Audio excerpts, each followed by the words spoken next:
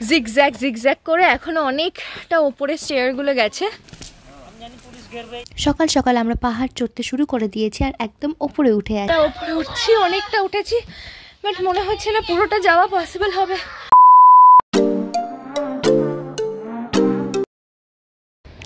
Good morning everyone, আজকে আমাদের পুরুলিয়াতে 3rd ডে আর এখন সকালবেলা আমরা একদম পাহাড়ের টপে উঠে গেছি। আমরা যে রিসর্টে আছি তার পাশেই একটা পাহাড় আছে, পাহাড় বলতে টিলা, আর তার উপরে আছে একটা রাম মন্দির। আমি ঘুরিয়ে তোমাদের পুরোটা দেখাবো। আর এখানে এসে সারপ্রাইজ হয়েছি সবথেকে বেশি, এখান থেকে একটা ওয়াটারফল দেখা যাচ্ছে ছোট্ট একটা, বাট রোদ প্রচণ্ড, তাকাতেও পাচ্ছি না ঠিকঠাকভাবে, কিন্তু ভিউটা অসাধারণ লাগছে এখানে। ফার্স্টেতে ভেবেছিলাম আসবো না, তার জন্য আগের দিন আসা হয়নি, কিন্তু যদি না আসতাম তাহলে কিন্তু অনেক কিছু মিস করে যেতাম। তো চলো তোমাদেরকে একটু ব্যাক ক্যামেরায় পুরো ভিউটা দেখাই। যখন আমরা পাহাড়ের ওপরে উঠেছিলাম তার অপোজিটেই দেখতে পেলাম একটা ওয়াটারফল। এটা আমাদের কাছে একেবারেই আনএক্সপেক্টেড ছিল। আমি ফার্স্ট দিনে ভিডিওতে বলেছিলাম হয়তো যে আমাদের যে রিসর্টটা আছে তার সামনে একটা অসাধারণ জিনিস আছে বা জায়গা আছে, যেটা আমি পরের ভিডিওতে বলবো। তো ফাইনালি 3rd ডেতে আমি এই জিনিসটা দেখতে পাই, সেটা হচ্ছে এই ওয়াটারফলটা। আর দেখো জাস্ট পাহাড়ের ওপর থেকে ভিউটা, একদম সকালবেলা আমরা চলে গেছিলাম যখন কুয়াশা ঘেরা ছিল চারিপাশটা, আর এত দারুণ লাগছিল খোলা বাতাসে শ্বাস নিয়ে বেশ খানিকটা সময় আমরা কিন্তু ওই পাহাড়ের ওপরে আমরা দুজন কাটিয়েছিলাম। তারপর ওখানে বসার জায়গা ছিল আর একটা রাম মন্দিরও আছে, যেটা আমি তোমাদেরকে এক্ষুনি দেখাচ্ছি।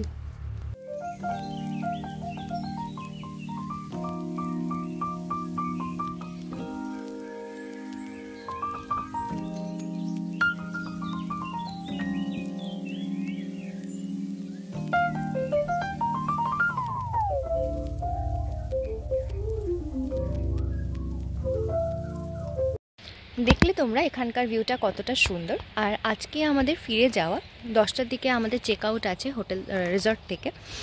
তো চেক আউট করে আমরা বেরিয়ে যাব একবারে পাখি পাহাড় হয়ে, তারপরে আমরা আমাদের ট্রেনে উঠবো। ট্রেন আই গেস 3টে বা 3:30-র সময় আছে, ফিরতে ফিরতে রাত হয়ে যাবে। হ্যাঁ, এখন শুভ আমাকে ডাকছে ওদিক থেকে, বললো ওদিকে নাকি একটা ভালো জায়গা আছে, চলো তোমাদেরকেও একটু দেখাই। ওকে,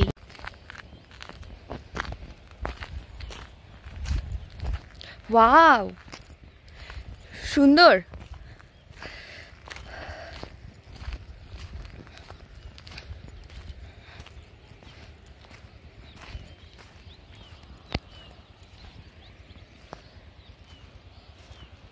দেখতেই পেলে তোমরা রাম মন্দিরটা আর ওই যে বসার জায়গা, আমরা ওখানেই বসেছিলাম।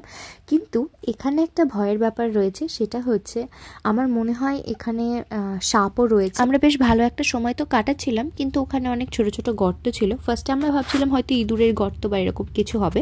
তো এরকম ভাবতে ভাবতেই একটা জায়গাতে আমি শুভর ফটো তুলতে গেছি, তার পাশে একটা বেশ বড় গর্ত মতো ছিল, কিন্তু ফার্স্টে অত কেয়ার করিনি। কিছুক্ষণ পরে দেখি ওখান থেকে সাপের আওয়াজ আসছে, তখনই আমরা পালিয়েছি ওখান থেকে। এখানে জাল দিচ্ছে গুড়। পাহাড় থেকে নেমে আসার পরে দেখলাম আগের দিন যেখানে গুড়ের হাঁড়ির ভেতরে চুন মাখা ছিল, সেখানে সকাল সকাল গুড় জাল দেওয়া হচ্ছে, মানে গুড় তৈরি করা হচ্ছে আর কি। তো সেখানে গিয়ে আমরা কিছুক্ষণ সময় দেখলাম যে কীভাবে কী হয় প্রসেসটা, আর তারপর চলে গেলাম ওদের ভেতরে গুড় যেখানে রাখে সেখানে, কারণ আমাদের গুড় নেওয়ার ছিল। স্পেশালি আমার খুব ইচ্ছে ছিল ওখান থেকে গুড় নিয়ে আসার, যেহেতু দেখছিলাম একদম ফ্রেশ ফ্রেশ বানাচ্ছে, তাই মনে হলো হয়তো ভেজালহীন হবে। যদিও আমি গুড় সম্পর্কে সেরকম কিছু জানি না, তাই বাড়িতে ভিডিও কল করে দেখছিলাম, আর ওরা বলছিল যে আগের দিন যে গুড়টা ঠান্ডা হয়ে রয়েছে সেটাকে আমাকে বোতলে ভরে দেবে যদি আমি বোতল নিয়ে আসি। আর আমাকে একটু টেস্টও করাচ্ছিল যে কীরকম খেতে, যদি ভালো হয় তবে আর কি নেব। তো সেই সবে আর কি টেস্ট করে তারপরে আমি ফার্স্টে ভেবেছিলাম পাটালিও আনবো, কিন্তু কীরকম কী হবে সেটা বুঝতে পারছিলাম না বলে আর রিস্ক নিইনি, শুধু 1 কেজি নিয়ে এসেছি। তারপরে যখন আমরা নিয়ে আসার পরে আমাদের ড্রাইভার দাদাকে দেখালাম, উনি বললো যে সামান্য একটু ভেজাল তো মেশানোই আছে, নাকি আসল গুড় পুরোপুরি লাল হয়, কিন্তু বোতলে ভরে ফেলার পরে ওটাকে বেশ কালচে লাগছিল, তার মানে একটু ভেজাল মিশিয়েছে ওরা।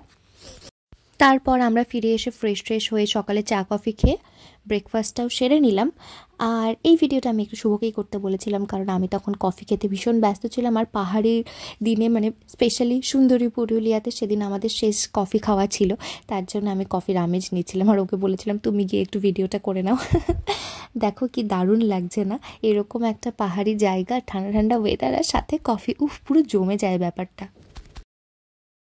এখন আমাদের যাওয়ার টাইম হয়ে গেছে, লাগেজগুলো সব গাড়িতে উঠে গেছে।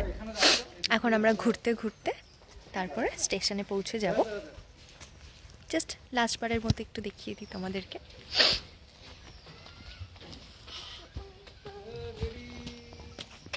এত সুন্দর রিসর্টটা ছেড়ে আমাদেরকে চলে যেতে হচ্ছে, তাই মনটা একটু তো খারাপ সবারই লাগছিল, কারণ একটা সুন্দর জায়গা থেকে ছেড়ে যেতে কেউই চায় না আসলে।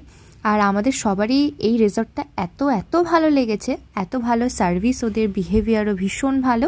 সব কিছু মিলিয়ে মিশিয়ে এই 3টে দিন দারুণ কেটেছে আমাদের। খুব সুন্দর মেমোরিজ নিয়ে আমরা পুরুলিয়া থেকে ফিরছি আমাদের বাড়ির দিকে। যাওয়ার রাস্তাটাও ছিল অসম্ভব সুন্দর। আর তোমাদের তো আগেই জানিয়েছি আমি, আজকে আমরা ফিরতে ফিরতে 2টো পাহাড় দেখব, সেটা দেখার পরে আমরা স্টেশন চলে যাব। সকালবেলার ব্রেকফাস্টটা আমরা রিসর্ট থেকেই করে এসেছিলাম, স্যান্ডউইচ আর কিছুটা প্যাক করেও নিয়ে এসেছিলাম, যাতে পরবর্তী সময় মানে বাইরে তো আজকে অনেকটা সময় কাটানো হবে, যেহেতু আমরা খুব সকালে বেরিয়ে গেছিলাম, তাই তখন খিদে পেলে খেয়ে নেওয়া যাবে, সেজন্য কিছু স্যান্ডউইচ আমরা প্যাক করে নিয়েছিলাম। তো চলো এবার তোমাদের নিয়ে যাই আমাদের 3য় দিনের প্রথম ডেস্টিনেশন মাঠা পাহাড়ে।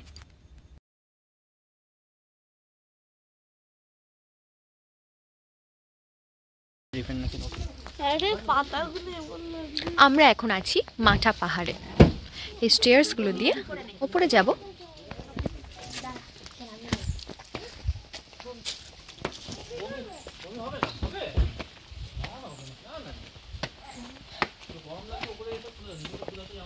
নাম কি ভুলে গেছি, মাঠা পাহাড়। এখন আমরা আঠা পাহাড়ে। আমি আর মিঠি সবার আগে আগে আমরা উপরে উঠছি, আর সবাই আছে পেছনে। বাপরে পুরো স্কেরি। চলো, মোটামুটি সব জায়গাতেই অনেক সিঁড়ি দিয়ে ওপরে উঠতে হয়, যেহেতু পাহাড়ি এলাকা আর পাহাড়ের ওপরেই আমরা উঠি, তাই একটু তো কষ্ট আছেই। অলমোস্ট চলে এসছি মনে হচ্ছে। তো আমাদের যে ড্রাইভার দাদা তিনি বললেন যে এই মাঠা পাহাড়ে ওপরে টপটাতে একটা সময় মেলা বসে। কোন সময় বসে সেটা শুনতে না শুনতে আমরা বেরিয়ে গেছি গাড়ি থেকে, এটা আমাদের ফল্ট, বাট আমি জেনে পরে তোমাদেরকে জানিয়ে দেব। উঠে দেখতে পাচ্ছি এখানে আরও সিঁড়ি, আমি ঠিক জানি না এখনো কতটা উপরে উঠতে হবে, বাট আমাদের এনার্জি এখান থেকে শেষ হয়ে গেছে। আর ওই দেখো পুচিটা আমাদের আরো ফার্স্ট আগে আগে যাচ্ছে। রিও তোমার কি কষ্ট হয় না? তোমার কি একটু রিও আর আছে? আসতে যাও বাবা, গলা শুকিয়ে যাচ্ছে তো। আমরা ভেবেছিলাম ওপরে উঠতে পারবো, কিন্তু এই জায়গাটা এসে দেখতে পাচ্ছি ওপরের অর্ধেক সিঁড়ি বাকি। বাট লাস্ট ডেতে সত্যি বলতে আমাদের আর এনার্জি নেই। এই যে জিগজ্যাগ করে এখনো অনেকটা ওপরে স্টেয়ারগুলো গেছে। ও মাই গড, এতটা এই ওইটুকুই কি না আরো আছে? তো আমরা ওপরে উঠছি, অনেকটা উঠেছি, বাট মনে হচ্ছে না পুরোটা যাওয়া পসিবল হবে। আমরা জাস্ট আরেকটু আছে ভেবে অনেকটা সিঁড়ি উঠে পড়েছি, বাট এখনো অনেকটা আমি দেখাচ্ছি তোমাদের। আমরা ভেবেছিলাম এইটুকুই আছে, কিন্তু এখন দেখছি আরো আছে। তো ওপরে উঠে যাওয়া সম্ভব না। আর যখন মেলা হয় তাহলে এর ওপরে কতটা ওপরে উঠে মেলা হয় বললো তো? হ্যাঁ, আর না তো অনেক ওপরে যেতে হবে তো। এটা প্রচুর, আমরা অর্ধেক এসছি সবে। কে বললো?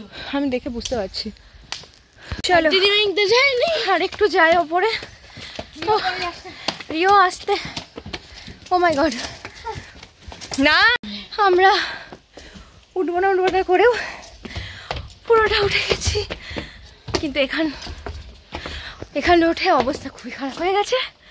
আর কটা স্টেয়ার্স মাত্র। ও মা, ও এখানকার সিঁড়িগুলো আবার একটু বেশি খাড়া। জিজ্ঞেস করতে দাদা উপরে কতটা। না এই তো এখানে। ও সরি, এখানে একজন আসছে, তারা বললো এখনো অর্ধেক, তাই আমাদের পক্ষে যাওয়া সম্ভব না। আমরা আর যেতে পারছি না, কারণ একদল টুরিস্ট বললো যে ওপরটা নাকি এতটা এসছে তারও হাফ সিঁড়ি বাকি আছে, তাই এরপর সিঁড়িতে উঠে তারপর পাহাড়ি রাস্তা স্টার্ট হচ্ছে। সে কারণেই আমরা আর যাচ্ছি না, নিচে নেমে যাচ্ছি। এখন নিচে যাওয়াটা অনেক কষ্টের, বিকজ আমরা 100 সিঁড়ি অলরেডি উঠে চলে এসেছি। মাঠা পাহাড়ের যেটুকু বাঁধানো সিঁড়ি ছিল সেটুকু পর্যন্ত যাওয়ার পরে আমরা ওপর থেকে দেখতে পেলাম একটা ফ্যামিলি নিচে আসছে, যারা পুরোটা টপে গেছিল। বলল এখনো অর্ধেকের বেশি সিঁড়ি বাকি, আর ওপর থেকে পাহাড়ি ভিউ ছাড়া আর কিছুই নেই। আমরা আর এগোইনি। আর ওখানে যে দুটো পাহাড় তোমরা পাশাপাশি দেখলে, ওটাই হচ্ছে মাঠা পাহাড়ের পেছন দিকের অংশ, যেটা রাস্তা থেকে দেখা যায়। এবার আমরা চলে এসেছি পাখি পাহাড়ে। পাখি পাহাড়ের বিশেষত্ব এই যে এখানে পাথর কেটে নানা রকমের পাখি, গাছপালার কি বলবো, ছবি টাইপের যে স্কাল্পচারগুলো হয় সেগুলো তৈরি করা রয়েছে। এখানকার লোকাল মানুষরা গাইড হিসাবে কাজ করে। তোমাদেরকে এসে এক একজন জিজ্ঞাসা করবে, যদি তোমরা যেতে চাও তবে ওরা এই জঙ্গলের ভেতর দিয়ে নিয়ে গিয়ে সেই খোদাই করা পাথরের যে চিহ্নগুলো রয়েছে সেগুলো কিন্তু দেখাবে। দেখো সামনে একটা বাচ্চা ছেলে রয়েছে গ্রিন জামা পরে, ও একদল মানুষদের নিয়ে আসছে, ও হচ্ছে ওদের গাইড ছিল। তো এরকমই সবাই থাকে, যাই দেখে, কিন্তু আমরা আর যাইনি, আমরা বাইরে থেকে ঘুরেই চলে এসেছি। কিন্তু তোমরা পাখি পাহাড়ে গিয়ে কী কী দেখতে পারবে তার কিছু ফটো আমি এখানে অ্যাড করে দিচ্ছি, তোমরা দেখে নিতে পারবে।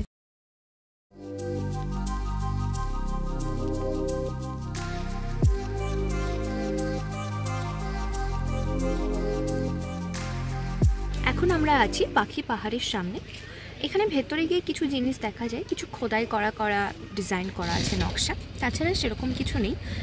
তোমরা যদি গাইড হায়ার করো তো সেক্ষেত্রে তোমরা ভেতরে গিয়ে দেখতে পারো, কিন্তু আমরা আর গাইড হায়ার করিনি এ কারণেই, যেহেতু অনেকটা হেঁটে যেতে হবে আর আমাদের সাথে দুটো বাচ্চা রয়েছে, তো ওদেরকে নিয়ে যাওয়াটা একটু ওদের জন্য কষ্টকর, তাই আমরা আর যাইনি ভেতরে।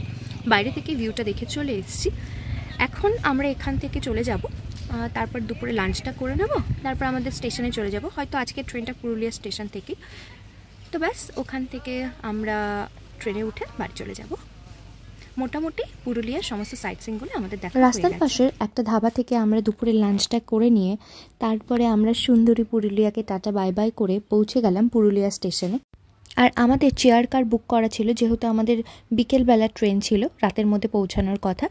ব্যাস এভাবেই রিফ্রেশিং 3টে দিন কাটিয়ে পুরুলিয়া থেকে আমরা ফিরে যাচ্ছি। এত ভালো লেগেছে আমার, আবারও হয়তো ইন ফিউচার আসার ইচ্ছে থাকলো। তো আজকের এই ভিডিওটাকে আমি এখানেই এন্ড করছি। পরবর্তী ভিডিওতে আমি তোমাদেরকে জানাবো কখন কিভাবে আসবে তোমরা পুরুলিয়া, কোন টাইমটা আসা বেস্ট হবে, আমাদের কত কি খরচ হয়েছে, আর পুরুলিয়া এসে তোমরা কোন দিন কোথায় কোথায় কিভাবে ঘুরবে, সমস্ত কিছু আমি ডিটেলড একটা ভিডিও তোমাদের সাথে শেয়ার করে দেবো। সেই ভিডিওটা দেখলে তোমরা অনেকটাই আইডিয়া পারবে আশা করি। তার জন্য আমার চ্যানেলটি সাবস্ক্রাইব করে রেখো আর বেল আইকনটাকে অবশ্যই ক্লিক করে রেখো। এই ভিডিওটা এন্ড অবধি দেখার জন্য অসংখ্য ধন্যবাদ।